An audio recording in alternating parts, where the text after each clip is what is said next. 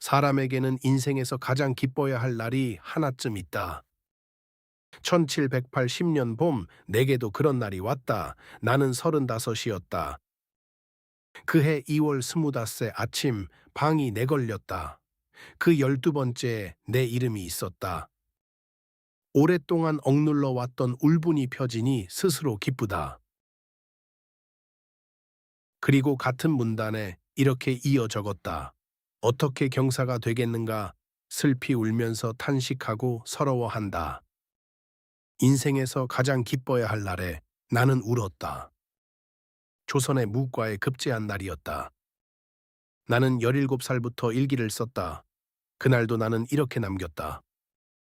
기쁨과 서러움을 나는 같은 문단에 함께 적었다. 왜 그랬는지 내가 쓴 그대로 따라가 본다. 17살이던 해 정월, 나는 꿈을 하나 꾸었다. 판서 김화진이 아버지를 찾아왔는데 나를 보더니 이렇게 말했다. 키가 한 치만 더 컸으면 대장이 될 만한데 한 치가 부족하여 다만 절도사에 그치겠다. 꿈에서 처음 만난 사람이 내 인생의 천장을 한 치로 잘라 말해 주었다. 그리고 덧붙였다. 이름을 용겸으로 하라. 괴이한 꿈이었다. 그러나 나는 그 이름을 버리지 않았다. 큰형이 이미 죽었고 학렬도 어긋나 이름으로 삼지는 못했으므로 자로 삼았다. 용겸의 겸은 주역 겸과에서 온 글자다. 문왕은 그 괴를 이렇게 풀었다. 겸손해야 형통하니 군자가 실천하여 보람된 끝마침이 있으리라.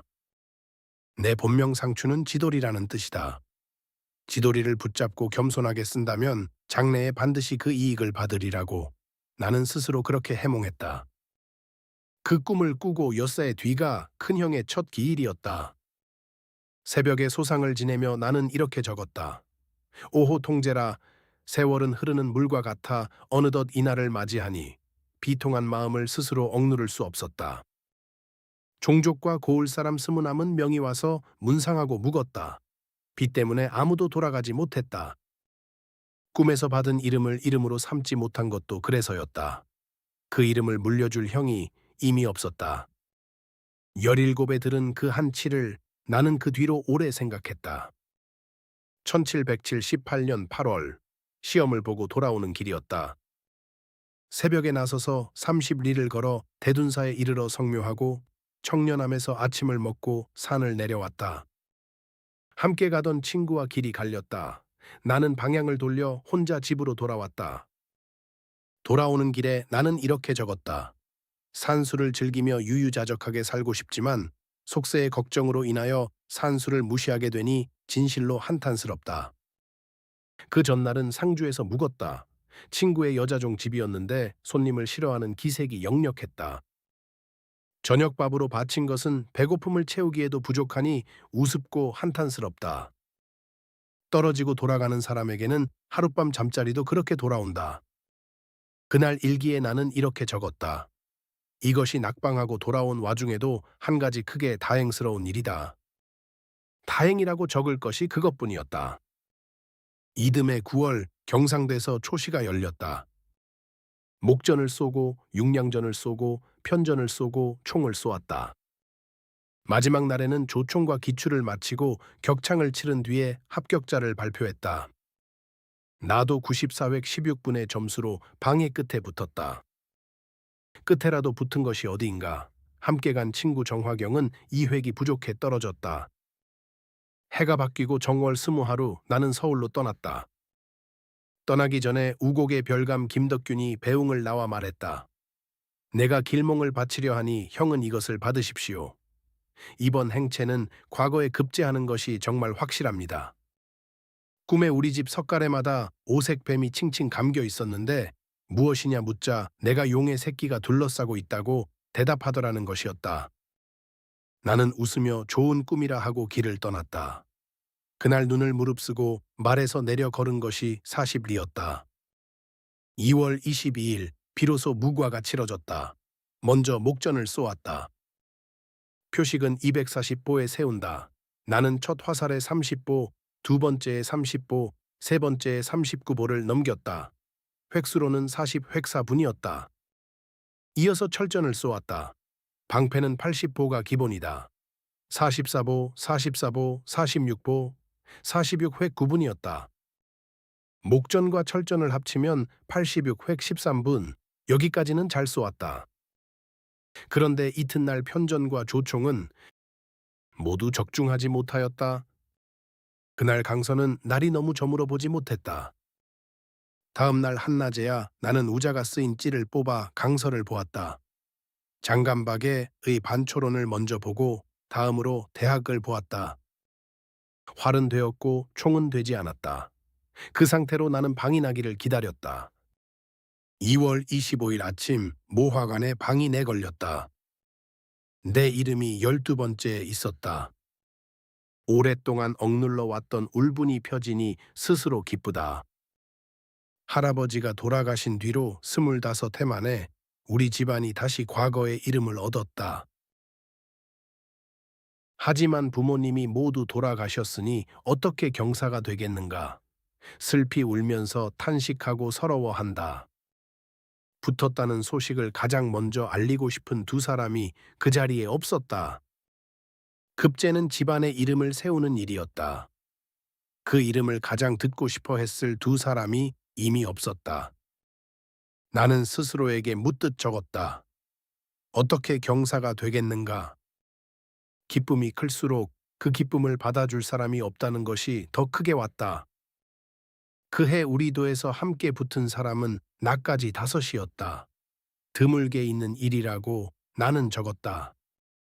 이튿날 나는 집에 편지를 썼다. 고향으로 방을 가져가는 하인을 보내면서 500동을 빌려서 주었다. 급제했다는 종이 한 장을 집에 보내는데도 나는 돈을 빌려야 했다. 고향에서 열잔치에 부를 창졸도 셋을 데려가기로 했다. 집안에 급제의 경사가 오래 없었으니 없으면 적적할 것이라 여겼다. 그러면서도 나는 이렇게 적었다. 어찌 걱정이 되지 않겠는가. 3월 16일 전시를 치르는 날이었다. 본래 전시는 3월 12일로 정해져 있었다. 그런데 그날 빈궁에 가래가 잡히는 바람에 시험도 방 붙는 날도 뒤로 밀렸다. 그 며칠 전에는 집에서 편지가 왔다. 처조부께서 지난달에 갑자기 돌아가셨다는 소식이었다. 87이셨다. 그 건강하시던 근력을 생각하니 올봄에 갑자기 돌아가신 것은 너무나 뜻밖이다. 다시 얼굴을 볼 수 없으니 매우 통탄스럽다. 동틀 무렵 통화문 밖으로 나아가니 이미 날이 밝아 있었다. 통화문으로 들어가 명광문을 거쳐 청양문 안에 이르렀다. 임금을 맞이한 것은 오전 8시 45분이었다.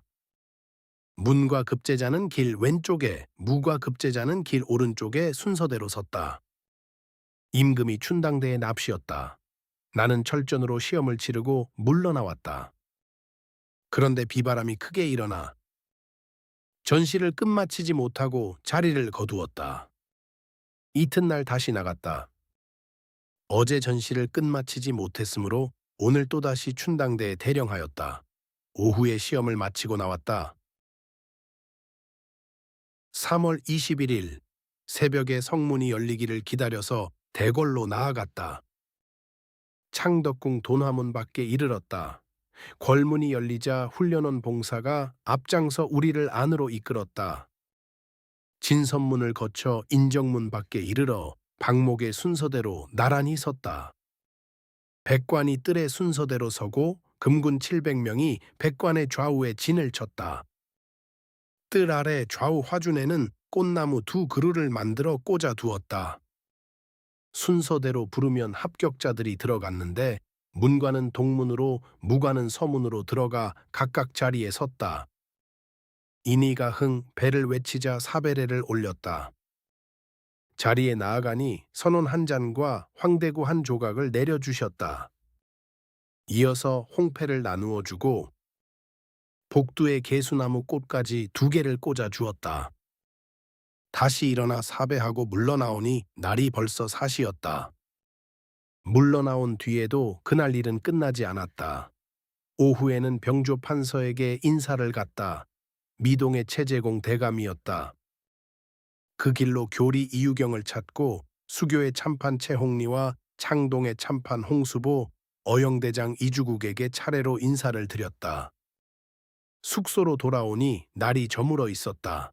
붙었다는 것은 그날부터 찾아다녀야 할 집이 늘었다는 뜻이기도 했다. 그 뒤의 날들은 이미 알던 세상이 그대로 이어졌다. 숙장문으로 들어간 사람은 문과 40명 남짓, 무과 240명 남짓이었다. 임금이 성정각의 납시였다. 그런데 무과는 선천이 된 사람만 들어가게 하니 20명 남짓에 지나지 않았고 문과는 모두 들어가 좌우의 차례로 섰다. 문과 급제자는 한 사람씩 전에 올라가 물음에 답했다. 무과 급제자는 5명씩 섬돌에 올라가 답했다.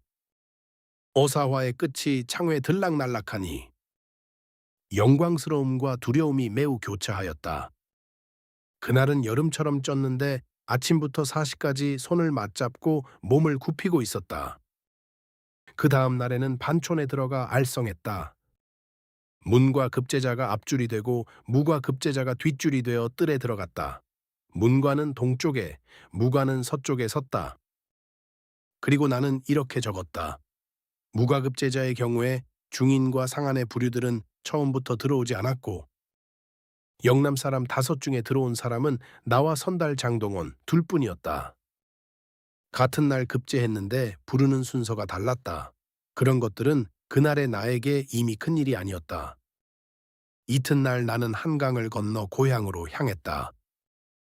뱃머리에서 쌍적을 부니 좋기 10년 된 울분이 풀렸다. 말을 타고 창조를 거느린 이 행차를 지난번에 과거에 떨어져서 낭패스럽게 걸어가던 때와 견주어 보았다. 그래도 뜻을 이룬 사람이 되었으니 좋아서 웃음이 났다. 10년의 울분이 풀린 그 뱃머리에서도 나는 웃으면서 동시에 비어 있었다. 인생에서 가장 기뻐야 할 날이 가장 허무한 날이기도 했다. 17의 꿈에서 들었던 그 한치는 아직 그대로였다. 고향의 잔치는 4월 초하루로 잡혀 있었다. 이 이야기는 노상추가 직접 쓴 일기에서 나왔다. 국사편찬위원회가 구격한 노상추 일기다. 나는 이 뒤로도 50년을 더 적었다. 다음 하루에서 만나자.